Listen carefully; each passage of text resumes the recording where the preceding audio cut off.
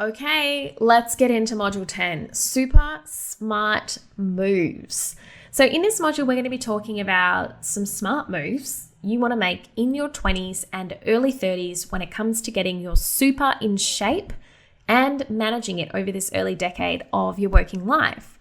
So as a young professional, an exciting future lies ahead of us. So how do we manage our super now so that we can make a big difference to how much fun we can have in life in years to come?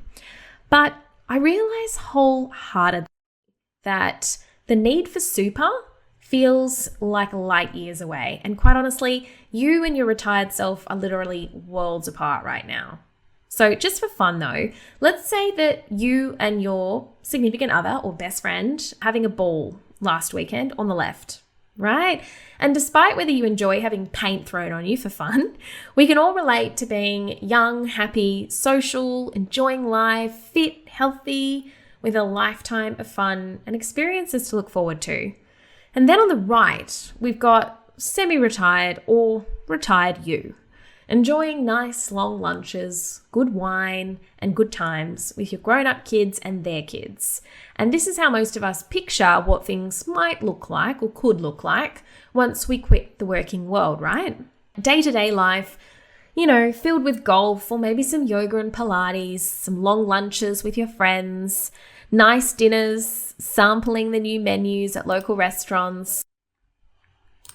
If you're not proactive about your super, the reality is going to be pretty different to that. Only 1/3 of retirees are currently living on a comfortable amount of money in their retirement. And trends are predicting that millennials like you and me are going to face a pretty dismal future in our retirement if attention isn't paid to our super early on.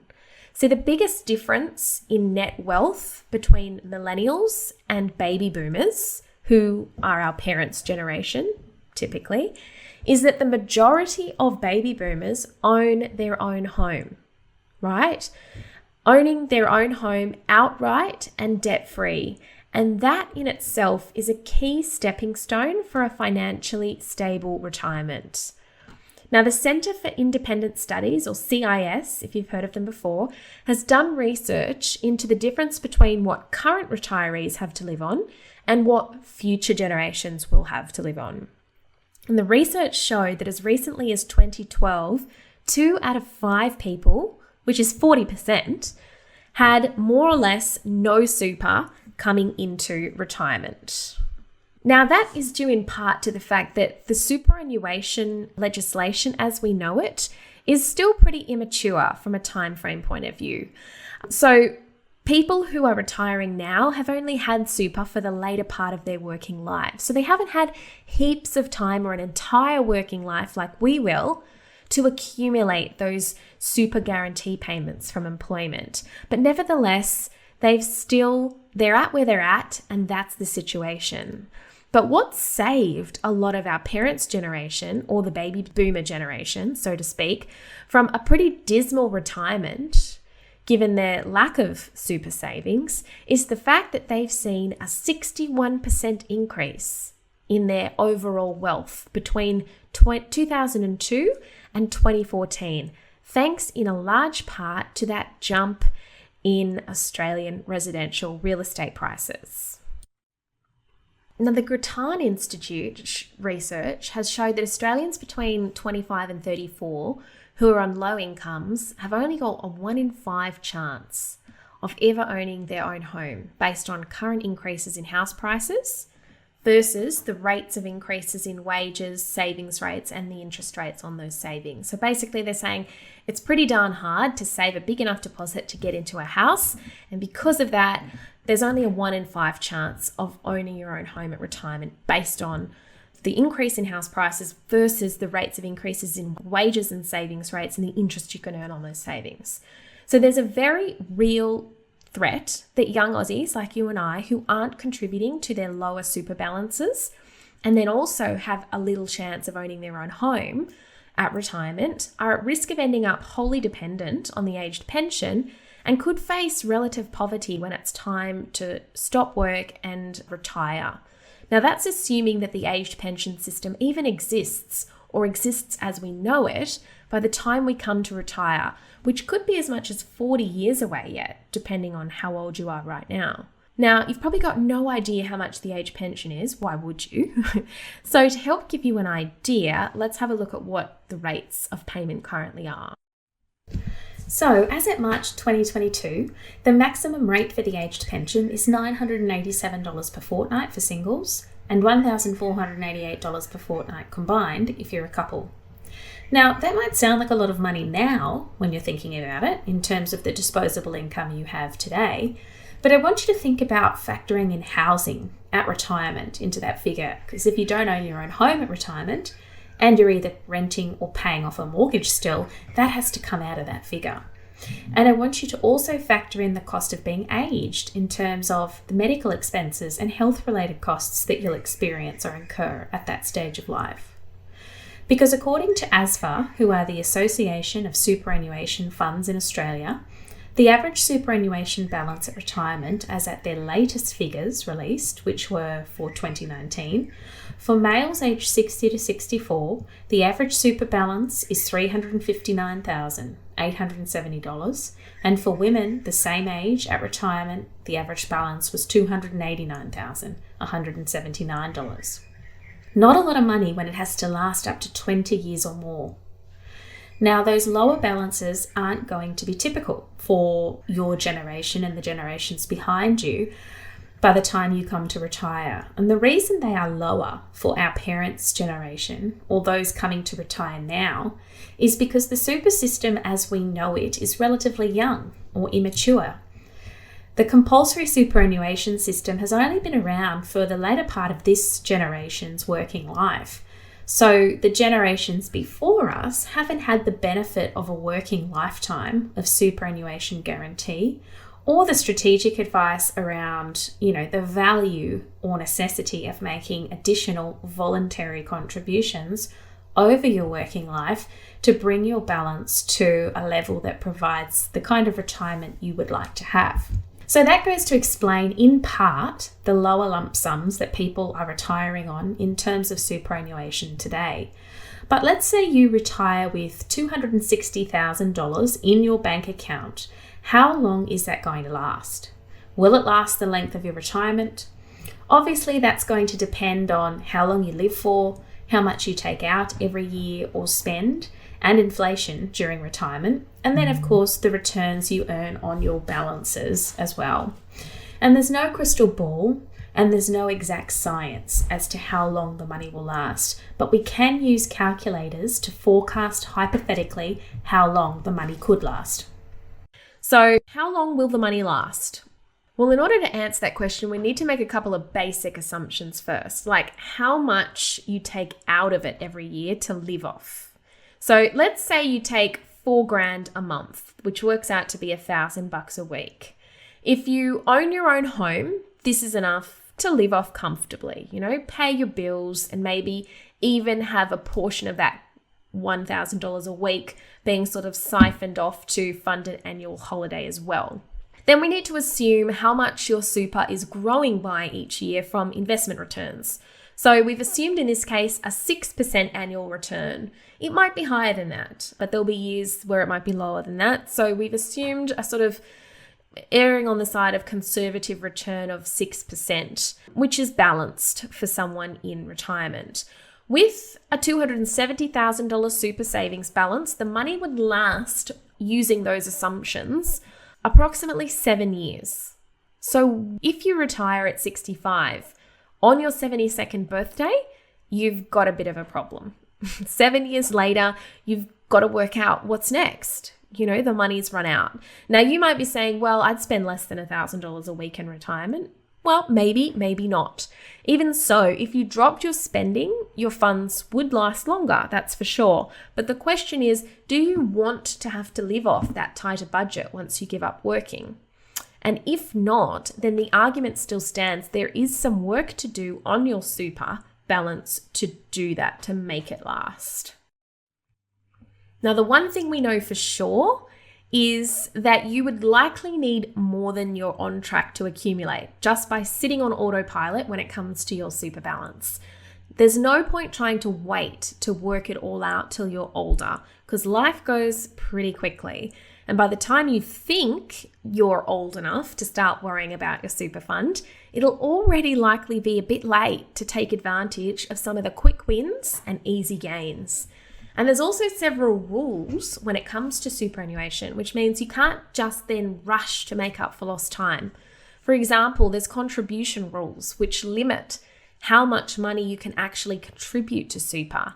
So that means then you need a longer time horizon to contribute the funds that you want to superannuation to boost your balance to where you want it to be.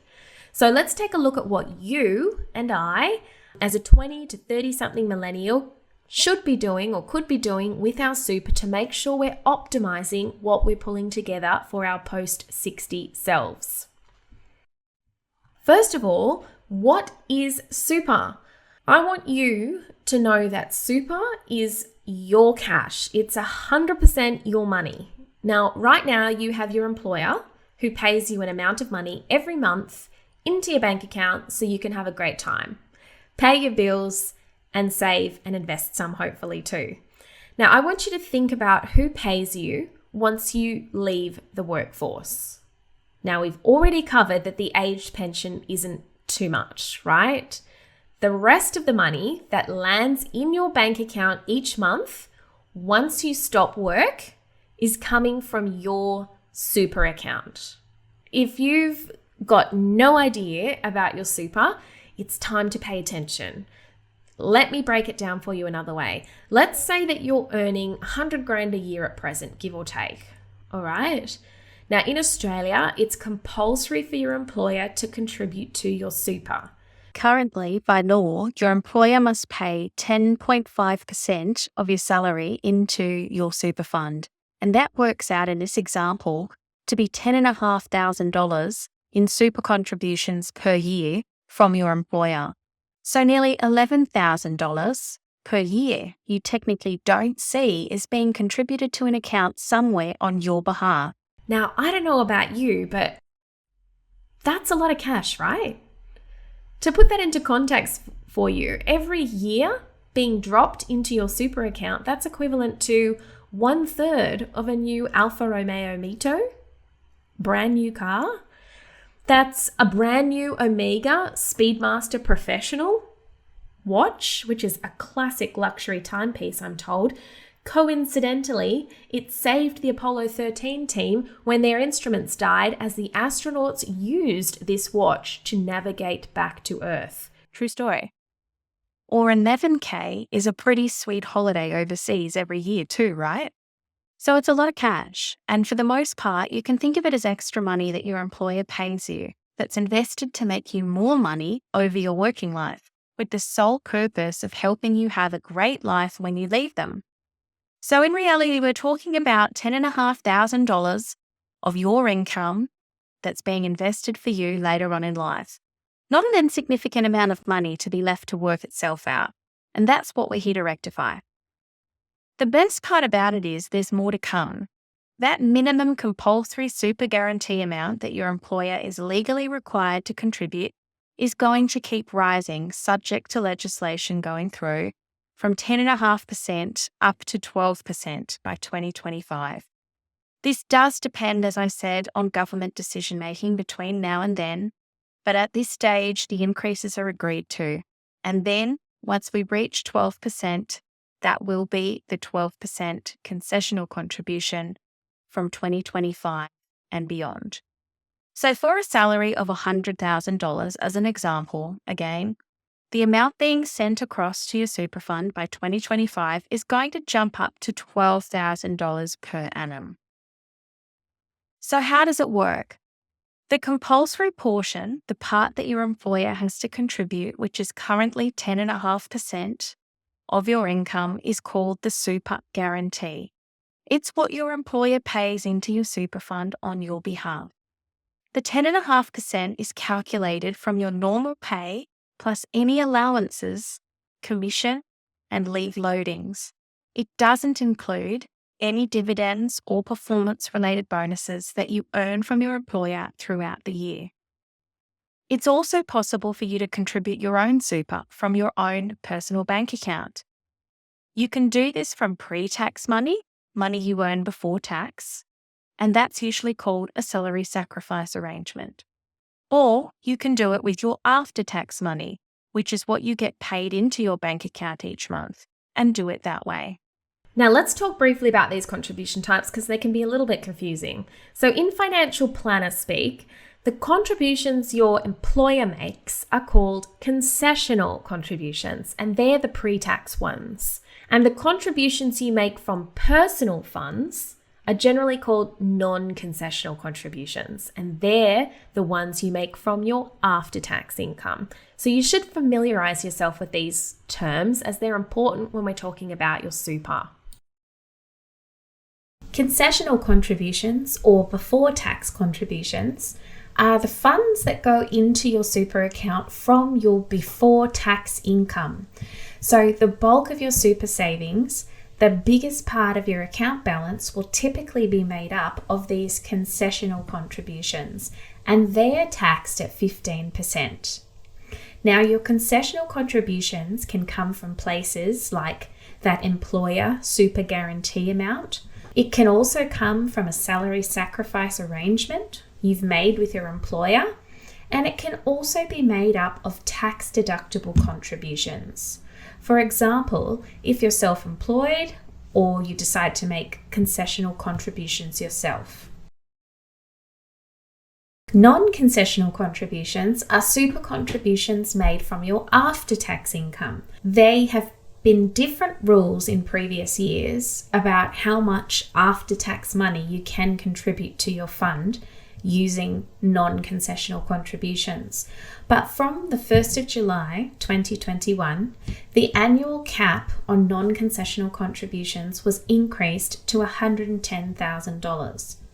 Now, because you've paid income tax on these funds already, these kinds of contributions made from your after-tax income aren't taxed again when they're received by your super fund or contributed by you. But once the money is added to your account, any money earned on the balance inside the fund is taxed at the tax rate of 15%.